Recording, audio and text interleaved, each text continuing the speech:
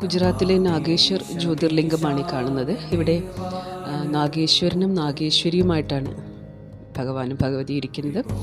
അപ്പോൾ ജാതകത്തിലെ ഏതെങ്കിലും തരത്തിൽ കൈവിഷം, അതുപോലെ വിഷബാധകൾ, എന്തെങ്കിലും നെഗറ്റിവിറ്റി ഉണ്ടെങ്കിൽ അതൊക്കെ മാറിക്കിട്ടാനായിട്ട് ഇവിടെ പോകുന്നത്, ദർശനം നടത്തുന്നത് തന്നെ നല്ലതാണ്. അതുപോലെ രാഹുവിനെ കൊണ്ട് ഉള്ള ബുദ്ധിമുട്ടുകൾ, ചിലപ്പോൾ നമ്മുടെ സംസാരത്തിൽ വരുന്ന പ്രശ്നങ്ങൾ കാരണം ജീവിതത്തിൽ വരുന്ന തടസ്സങ്ങൾ, അതായത് ഒരു ദിശാബോധം നമുക്ക് ലഭിക്കാനും നേർവഴി കാണിക്കാനുമായിട്ടൊക്കെ ഈ ക്ഷേത്ര ദർശനം നല്ലതാണ്.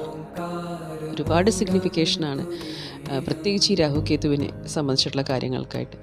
ദർശനം നടത്തുന്നത് തന്നെ ഒരു വലിയ കാര്യമാണ്. അപ്പോൾ നെഗറ്റിവിറ്റി, ജീവിതത്തിലെ നെഗറ്റിവിറ്റി അകന്ന് കിട്ടും, നെഗറ്റീവായിട്ടുള്ള ആൾക്കാരിൽ നിന്ന് ദൂരെ ഇരിക്കാൻ പറ്റും.